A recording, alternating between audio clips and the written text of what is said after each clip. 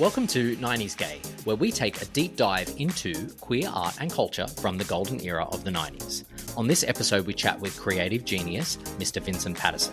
Now, while you may not recognize his name, his work includes some of the most iconic moments in pop culture history. We're talking Madonna's Blonde Ambition World Tour, as seen in her groundbreaking documentary Truth or Dare, plus her legendary Vogue performance dressed in Marie Antoinette drag on the MTV VMAs, even Robin Williams' dance scene in The Birdcage. Remember that one? Now, these were huge breakthroughs where the world saw gay culture and gay characters being brought into the forefront. We start this episode with Vincent's entrance into the industry, working with Michael Jackson, for whom he created the legendary Smooth Criminal. I love it. Well, Vincent, it's so nice to be talking to you today.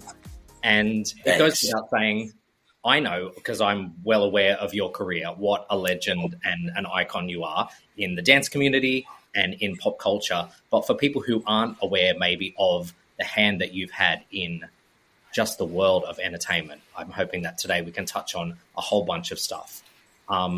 Taking back to the 90s, because a lot of what we'll be talking about will be that period. What do you think of when you think of the 90s? 80s. Oh, yeah, we'll get there. Ancient history.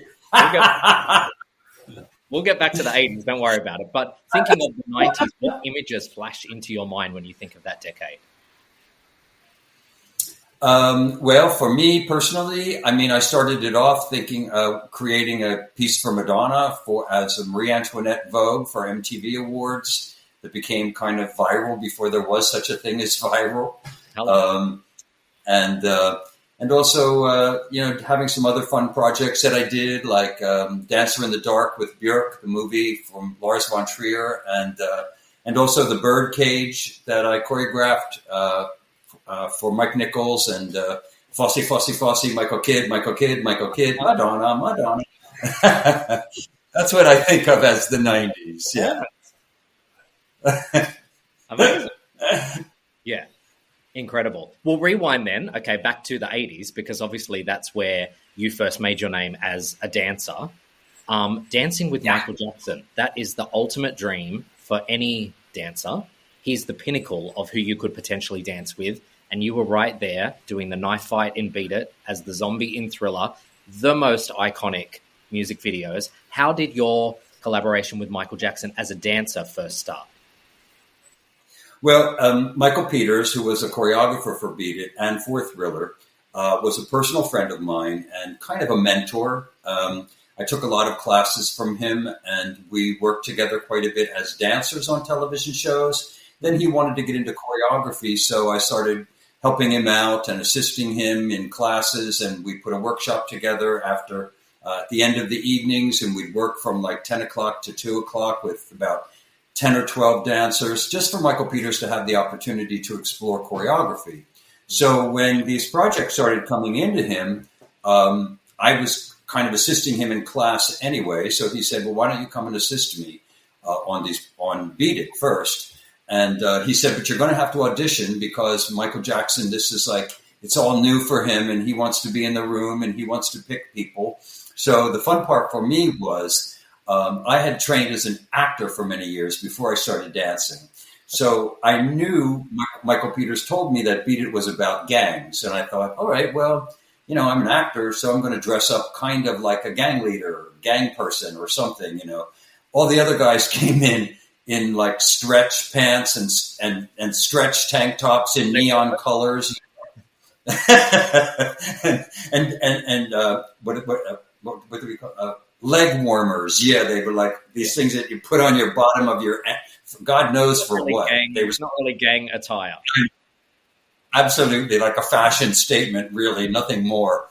But but I came in almost dressed exactly like what I wore in the music video. Oh, wow. I kind of let my beard grow, my hair grow on my face a little bit for about 3 days, and I wore an earring and greased my hair a little bit, and I had on like baggy jeans kind of, and a t-shirt, and so I noticed when I came into the room that, we started dancing. I could see Michael Jackson up there standing next to Michael Peters, and he was saying, "Who's that guy? Who's that guy over there?" Well, of course, it was obvious. I mean, I was dressed so differently than all the other dancers. And plus, I could dance really well. And also, I knew Michael Peters' work very well. So I was cast as the gang leader and opposite Michael Peters.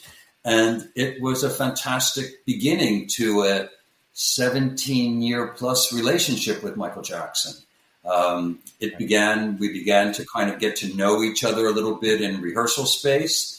And he was, this was the beginning of the Michael Jackson that we know now. I mean, he was stepping away from the Jackson 5 and trying to find his own identity. And really, to be put into Michael Peters' hands, and then I'll pat myself on the back, my hands, I think was some of the wisest decisions that he ever made, Michael Jackson. And what was your perception? What was your perception of Michael Jackson prior to starting to work with him? Were you a fan of his music? Were you aware of sort of, I guess this is coming out of the wall? Well, I was aware of Michael Jackson. I liked the music of the Jackson 5. I like, especially like Shake Your Body Down to the Ground. I love that song. And, but he was a little kid, and I didn't really think too much about him. I mean, it wasn't like I was starstruck or something. And, but I knew he was the voice behind the Jackson 5. And it was interesting to me that he was going to start out on his own. And Billie Jean was... This is very much the moment. And what? This was very much the moment of his star exploding. Yeah. Absolutely. I mean, Billie Jean, which was the first one that he did on his own, was okay. It was all right. Nothing special. But then he kind of came out with the Motown. He appeared on that Motown special doing that moonwalk, and it changed everything. It changed the entire landscape. But, the funny thing is, Joel, when he came into the dance studio, he only had one older man walk him in. Nobody stopped him in the hallways. People didn't really recognize him at that point. And, he was very sweet. He had very little to say. He didn't really make much comments about the choreography or anything. He just learned the work and really worked very hard. And then the next day he came back and worked with the rest of the dancers and Michael Peters and myself. And, he was just a sweet young guy, very innocent. I mean, what shocked me as things started to happen, even in rehearsal, was, this guy was like, "Hi, I'm Michael Jackson. Nice to meet you." And then the music would turn on, and this guy would fucking explode. I mean, he would just. It was. I don't even know how to describe it. Dancing next to him in Beat It, when we actually shot it. As I'm talking to you right now, you can see I've got goosebumps. But dancing next.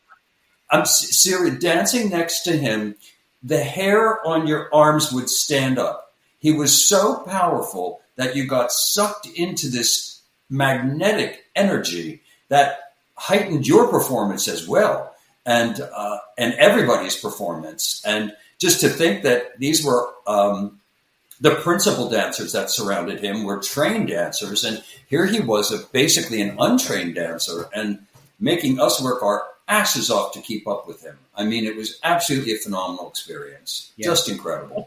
What do you put it down to? He was just instinctual, right? With the way that he moved and his performance quality. It was just, he was so connected to the music, right? Absolutely. That's part of it. He did have some training. It was tap predominantly that he trained in as a kid and growing up with the Jackson 5. And he did some choreography. Of course, the Jackson 5 did some choreography, so he was a little bit aware about learning steps and learning that. But he never had any real formal training at all. So that was the other thing that was so fascinating, that he came into the room with all of these trained dancers, and you never knew that he hadn't trained as a dancer for years and years like the rest of us in the room. Phenomenal. And so much of it was instinctual, absolutely. But he worked very hard to take on Michael Peters or anyone else's choreography, because it didn't come easily to him. Yeah, he worked. his ass off, worked his ass off like a crazy. He seemed like a study, like someone who would absolutely study and nitpick the movement to be able to. No, but he was so precision oriented, and his mind, he was such a perfectionist that, like, I'll jump for a second to Smooth Criminal. When I taught him the movements to Smooth Criminal, he would stand in front of the mirror. He stood in front of the mirror the first time I taught him after he got the basic movement. He said, Vince, I just want to do this in this room by myself with you in here. Don't let anybody come in, okay? And he stood in front of that mirror for like 3.5 hours, Joel, just doing this simple step, for 3.5 hours or so, until it was so perfect that you actually thought it was instinctual. You thought that he created it, which partially is a big problem because that's why so many people don't realize that I did some choreography with him, They all think it was him because he looked so damn good. Yeah, which is close to you, but yeah, when it comes to getting the credit, I guess this is why this type of moment and your book, which we'll get to as well, is so important because it shines light on the man behind so much of that legacy. Tell me about transitioning from dancer to choreographer for Michael. How did that call come about, and were you ready to step? I mean, clearly you were, but when you look at the work, but did you have any reservations when that call came in of like, oh, I'm going to be holding the reins now? Well, a couple of different answers here. So being the assistant choreographer, what you do is Michael Peters and I would teach Michael Jackson and the dancers the choreography. But then Michael Peters would kind of leave the room, and it would be up to me to work personally with Michael Jackson to be sure that he knew the movement precisely and exactly the way Michael Peters had created it. So that intimate time, we began to chat and talk a little bit and, play around and joke and have a good time. That was on Beat It. So when Thriller came, he was a little bit more open and, he was Beat It had gone through the roof and it kind of sent him into the stratosphere. And now Thriller was the next big thing coming up. And we really, those of us who danced and Beat It before it came out, we had no idea that it was going to be anything. Honestly, we just thought it was going to be just a simple little thing. We didn't really know even what music videos were about at that time. It was so new. But when Thriller came, I worked with him more intensely one-on-one and built up a little bit more of a relationship. So after that, a couple years after that, I was sitting home and I got a phone call and it was like, oh, hi, is Vincent there? I was like, yeah, who's this? It's Michael Jackson. I said, no, I don't think so. Who the fuck is this? It's Michael Jackson. It is Michael Jackson. I said, no, it isn't Michael Jackson. And if you don't fucking tell me who it is, I'm going to fucking hang up the phone right now. Oh, he said, Vince, it's me. It's really me. I was like, oh my God, Michael, I'm so sorry for saying fuck. Please, I'm so sorry, man. He said, are you home? Are you doing anything right now? I said, no. And he was at a recording studio around the corner in Hollywood. I live in Hollywood. And so he said, could you come over? So I went over and he played for me. We talked a little bit, but right away he wanted to play me just the music that he had for Smooth Criminal. He had only one section, Annie, are you okay? Annie, are you okay? Are you okay, Annie? That was the only lyrics he had at that point. So we listened to the music. We hung out for a while. We talked about a bunch of things and then came back, listened to the music some more, and he handed me a cassette, those things that people used to have, those little square plastic box things, and ancient history. And I said, oh, do you want me to dance in the video? What do you want? He said, no, I want you to listen to the music and let the music tell you what it wants to be. I want you to conceive it. I want you to choreograph it, and I want you to direct it. And I was kind of flabbergasted, I speechless, to be honest. And I left and I thought two things. First of all, oh my God, that was the first one. Like, I can't believe this. I mean, after I did Beat It, I got musicians wanted to have a little bit of movement in their videos. So I dealt with some rock bands who called me because they thought I looked like that guy in the video. And they wanted me to help them out and choreograph, like Van Halen, a band called LTD, David Lee Roth, a few other people, and so I had dabbled in the choreography, but not really, just a little bit here and there. So I was not prepared for Michael Jackson to ask me to conceive and choreograph a project and direct it as well. So I first called Michael Peters because we were best friends, and unfortunately that kind of severed our relationship. He accused me of trying to take over his position with Michael Jackson, and I told him very sadly that wasn't the way it was, that he called me, and I had no idea why he asked me to do it, but this seemed to be my fate, and I was definitely going to do it. I was asked to do it, and so of course I was going to take it. So he just kind of stopped being my friend for quite a while, and eventually things came back, but it took a while. It was very touchy and sensitive there for a bit. Yeah, right.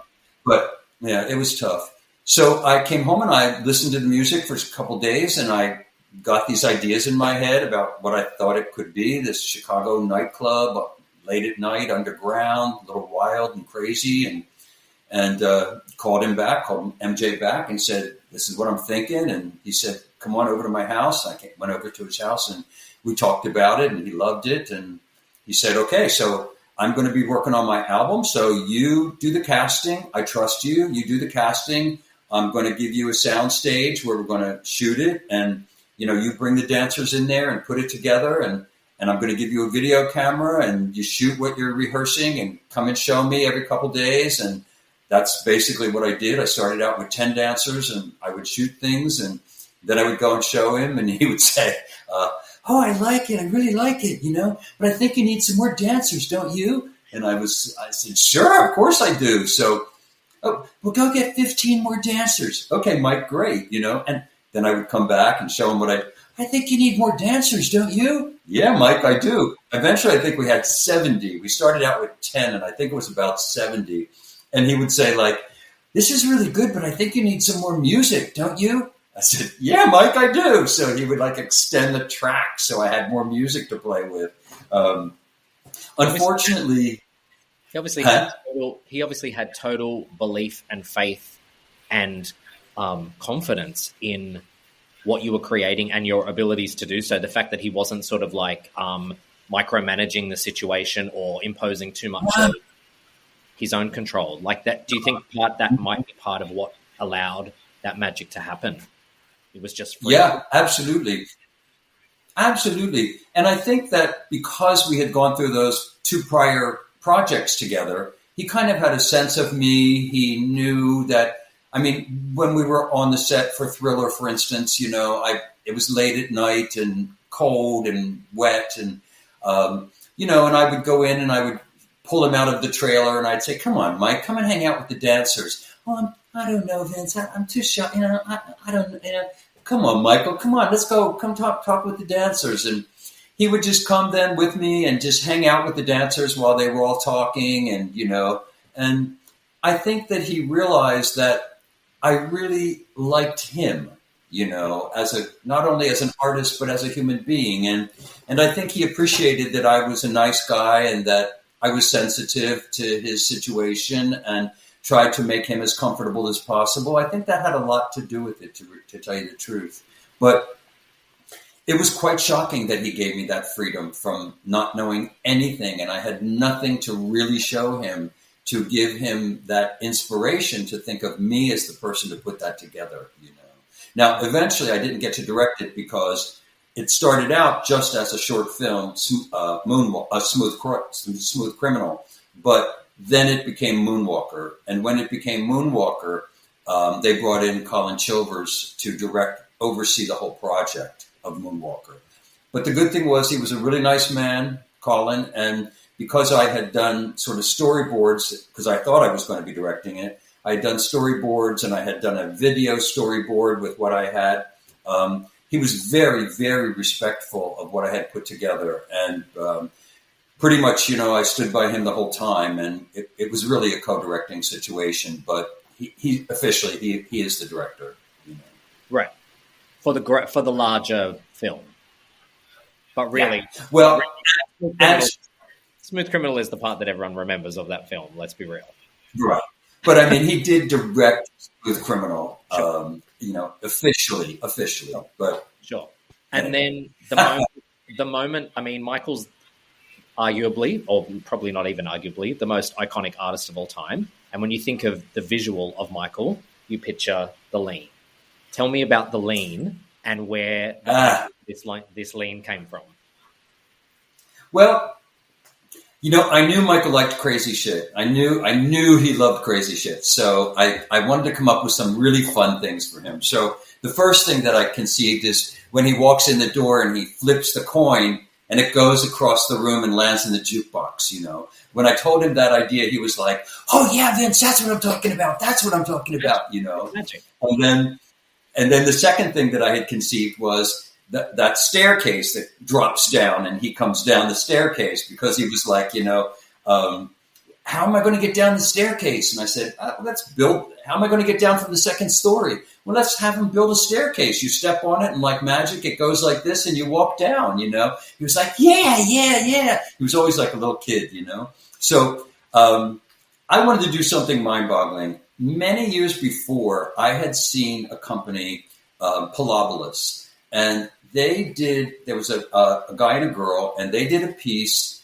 where they the curtain opened up, and they were on skis, and the skis were into the floor, but huge, long mountain skis, snow skis. Mm. And they had the flexibility because of how they were in the shoes and the skis to be able to do everything, to go every direction they wanted to go. And that was probably about 10 years maybe before I did this. But that image stayed in my head. And I just felt at some point I want to do something like that somehow. But I had never done anything where it could fit in, And I brought it up to Michael and I said, I have this crazy idea, man, that I want you to, do this, you and the guys that you're with, to do this lean and then you come back up. And he goes, well, how do we do it? I said, well, I'm going to talk to the technical guys here, the old theater guys, And I sat them down. There were about 4 guys. And, these are these guys they've been in the theater for like 300 years, They know how to do everything. And so I started talking to them about this. And so we decided on a way to do it where each dancer and Michael would have a harness under their clothing and they would be attached to these strings that went up to the ceiling and all the way across the room. And each dancer had 2 guys and Michael had 2 guys. And when they would release the tension, the guys would go over. When they would pull, the tension would pull them back up. So we rehearsed it and rehearsed it and rehearsed it. So it worked so perfectly. So you got the wide shot with them going over and coming back. And then they do a move to go sideways and you cut to a close up and they're out of the strings, and then we took the strings out in CGI, of course. Later, when I directed the Bad Tour for Michael, he had some mechanics kind of patented that were in the stage floor, and you could hook the heel of your shoe into it and do it, that way. So, but originally it was really an inspiration in a off-the-wall way from a dance company called Pilobolus. Yeah, that's how that crazy thing happened. Just magic. And when you think, if you go to the foyer of the Cirque du Soleil Michael tribute that's in Vegas at the moment, the statue in there is him in the lean. It's just the image that pops into everybody's mind. And the assumption would be from the general public is that that's $1 billion move, that every time someone leans, you get a paycheck. And so come to find that in this is something that you've been a huge advocate for, is dancers' rights and choreographers' rights, that intellectual property, the credit and compensation sometimes hasn't been appropriate. Tell me a little bit about it. Hasn't. Tell me a little bit about the fight that you have taken up for, which is incredible, on behalf of so many choreographers on protecting the work and creating that acknowledgement and that awareness. Yeah. Well, that's a lot of conversation. Okay, so choreographers who work on Broadway have a union, and the union covers their copyright, their ownership of the work, and the respect that the work will always be done exactly as they created it. On the West Coast, choreographers who work in television, in film, in music video, in commercials, in pop tours, have no union. And consequently, we have nothing. What we're forced to sign in a contract whenever we work, and still it goes this way, is called a work for hire. What a work for hire means is that you're just hired, they give you a paycheck, and they own everything that you've done. They can do whatever they want with it. You have no say about anything. And this is what a group of us here are now trying to eliminate. We have created a guild called the Choreographers Guild, CG, and it is for those choreographers who work in those mediums because they've never been represented. Now, not represented by an agent, but I mean represented by a union. Yes. And that's a completely different thing. So the problem was, and still is, credit is a huge issue. If you have a successful background and you've done a lot of great work, your agents can oftentimes get you really good credit. I've been fortunate in the films that I've done. I have main title credit, and that's because the directors that I've worked with respect not only the contributions that I bring to them for that project, but also my history, what I've created in the past. So I've been very fortunate to get main title credit along with director, producer, cinematographer, all the major players. But that only goes and only happens when you have a director who you've worked with or who likes working with you or whatever, So we are trying to make some amendments here. We are trying to begin to get the society of filmmakers and creatives out here and the producers associations to recognize the work that we do, recognize the power, not only creative power, but the financial power of what we bring in on projects, I mean, had it not been for choreographers, so many multi-million, if not billion-dollar movies would never have happened or not have been able to happen, Yeah, But we're constantly, definitely would not constantly have the legacy that they've had. Yeah, constantly overlooked, constantly forgotten, and constantly not credited. So the consequence of that is you see Michael Jackson and everything that Michael Jackson created with anybody, he got dual ownership or dual credit, choreographed by Michael Peters and Michael Jackson. Beat It. Michael Jackson never choreographed a step of Beat It. Choreography for Thriller, Michael Jackson, Michael Peters. Michael Jackson may have said a comment like, wouldn't it be good if we put that step on this beat?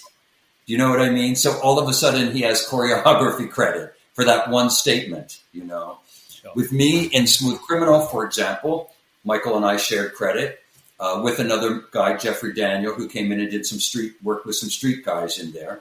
But all that Michael Jackson did in that, I'm not saying all, but the choreography that Michael Jackson created for Smooth Criminal was only the moments that he was completely alone doing his own thing. Like, for instance, for those people that know that short film, he comes in, he tosses the coin, he talks to some girls, he goes over to the bar, he goes up onto the stand where the musicians are, and he starts to dance and sing. Well, that is completely him once he's up on that stage. That's his own choreography. I would never touch that. That's his own thing. So when he moves by himself with nobody else involved, that's Michael Jackson. Whenever he moved with anybody else, that's another choreographer involved. But because it's Michael Jackson and because we have no unions, the way it comes down is they forget the second person and they only remember Michael Jackson. Mm-hmm. So whether it's Pepsi campaigns that had the lean, whether it's video games that was all about Smooth Criminal, that was all my creation, remember. I saw not a penny. No credit, no penny, nothing, If you think about, I'm going to go back to Thriller for a second, though. Michael Peters has passed away, but if you think that Michael Peters would get 5 cents for every time Thriller was played, or the song was played, or people heard it, or tried to do the dance, he would have been a billionaire by now, I mean, it's absolutely remarkable. Yeah. So it's a sad state of affairs. And rightfully so when you think about the contribution that choreographers make to just that iconic imagery. It's what flashes into your mind when you think of the music videos, the songs. Yeah. And the credit should be no different to, it's the same as a songwriter or a record producer. Someone who's had a big hand in creating this incredible art should absolutely be profiting and get credit. Like, it's unbelievable that this is a situation that we haven't moved on. But even in the heyday of MTV, they would list the artist and they would list the director. The choreographer was never listed on any music video, no matter how much dance was in the video. We just weren't listed. It was only the artist and title of the song, the artist, and the director. So it was a huge injustice, and it still is. And thank God there's some very powerful choreographers who are out there. I'm not really choreographing anymore; I just direct. But there are a lot of great choreographers who have a lot of clout and who are actually becoming producers. And because of that, they're able to have the power to make some of these changes. And those are the groups, that's the group of people that have now come onto this union called the Choreographers Guild. And hopefully we're going to make some changes in the next couple of years. Yeah. Well, bravo to you for putting your weight behind it and your legacy behind it as well, because I think that's also what, when it's very easy to understand the argument and to side with the choreographers when you could use you and your work as an example and think that's crazy, because you think Michael Jackson, you think of the dance, you think of the choreography. Well, exactly. And for instance, the Michael Jackson show in Vegas, Michael Peters and I have no credit. We don't get 1 penny, nothing, no residuals, nothing at all. It's just so unfair, And I'm not talking about just us, and it's not just Michael Jackson. It's everybody. Yeah, it's an industry. It's across the board. Yes, exactly. Yeah. Well, again, bravo to you for taking up the fight. On a more positive note, moving forward to the Black or White video. Oh no, it's a positive note. The fact that something instigated the creation of a guild is a very positive note. So I'm very positive in my thoughts, and so are all of us involved in it. We're not really griping and complaining because that's the way it has been. But what we're doing is trying to educate and inform so people know that this is what has to change. Yeah, absolutely. So Black or White, when I think of another iconic video, I remember seeing it for the first time. Where were you when you saw Black or White for the first time? Did you get to see like little advanced snippets, or did you watch the whole thing and have that same impact, I guess, that we all had of seeing it from start to end? I saw it privately with John Landis first before I saw it on television. So, and that was very exciting. But I saw it at home with a bunch of friends, and and we were ecstatic. And it had the ending in it. It had the whole crotch grab black cat. It was there before MTV pulled it, so that was great. Yeah. And I love the use of the world dance and the cultural dance in Black or White. Talk to me a little bit about that, because that was Michael completely, in my mind, doing something we'd never seen him do before, and maybe out of his comfort zone. I mean... Well, yeah, he called me and he said, hey... he called me in again. He said, I'm going to do a short film and I want you to choreograph it. And, I said, okay. So I met him and we talked about it. And he said, I think it's black. It's all about being black or white and all the peoples of the world. And I said, well, then why don't we make it about all the peoples of the world? And I create all these different pieces that reflect people all over the globe. And then he said to me, and I have to, he was always a joker, I have to say. And he said, I love that idea, but maybe you could do a part about slave owners and the slaves. And my jaw dropped, and I said, what? And he went, got you. I thought, are you? Oh my God! It's like here face, you know.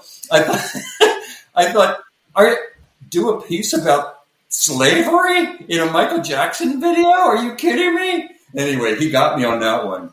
But that's kind of how it happened. And then I just started thinking, okay, let's try this. But what happened then was we went to shoot it, and John Landis had an idea that he was going to shoot all of these different pieces in the same kind of gray background. And we began to shoot the first one, which was the Thai piece. The girls were doing Thai dancing. And Michael came back into the room and he said, Vincent, come to my trailer. And I went to his trailer and he said, I can't do this. I can't have these dances in front of a gray wall. He said, that's not what people expect from my short films. I can't do it. What am I going to do? So we just started talking together, the two of us, and I don't remember who started it, but we both just started playing together. Well, what about if it was out in by a freeway? Or what about if it's out by Vasquez Rocks and the American Indians come storming over the hills? And he got so excited, and we had such a good time. And the cool thing I have to say about John Landis is, I called John. I asked him to come into the trailer, and we sat and we told him the situation. And, he was absolutely egoless. He said, great.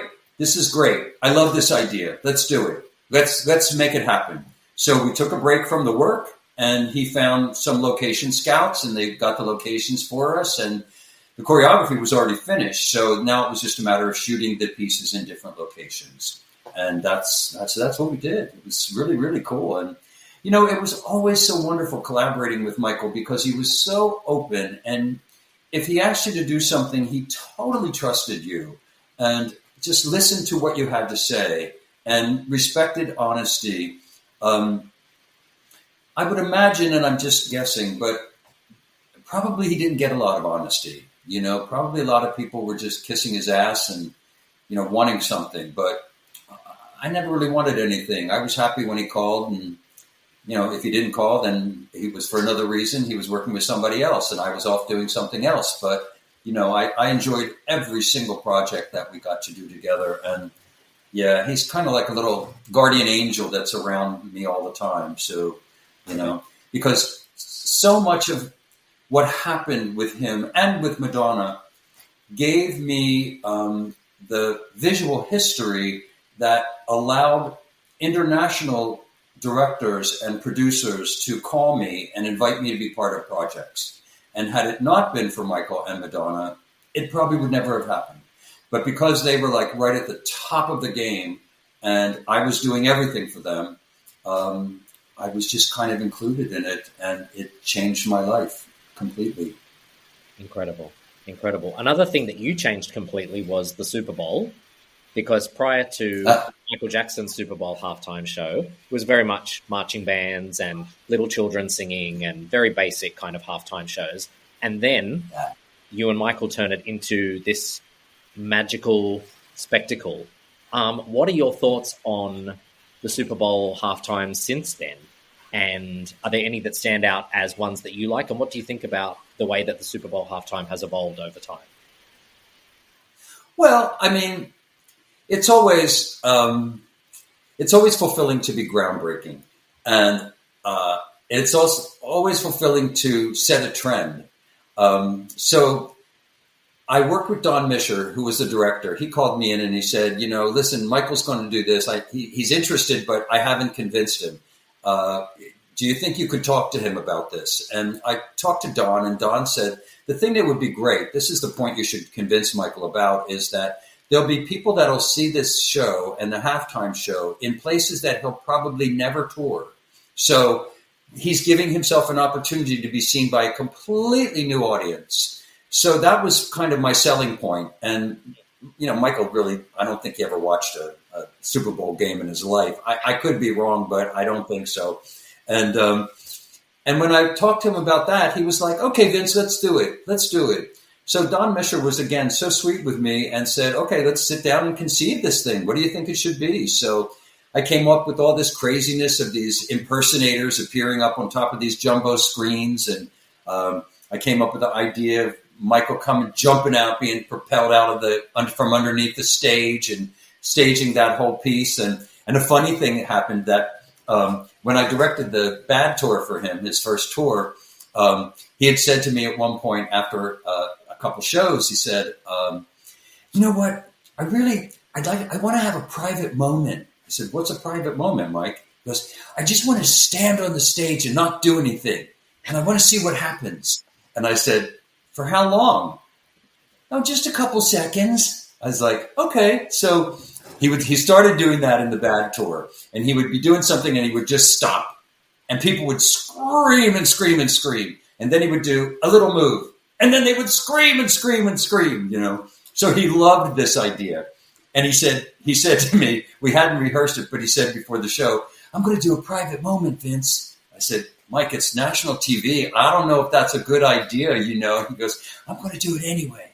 So he did, and I think it went on for like at least a minute. Now, a minute at the at the Super Bowl halftime is like, I don't even know, $1 trillion fucking dollars or something. I have no idea.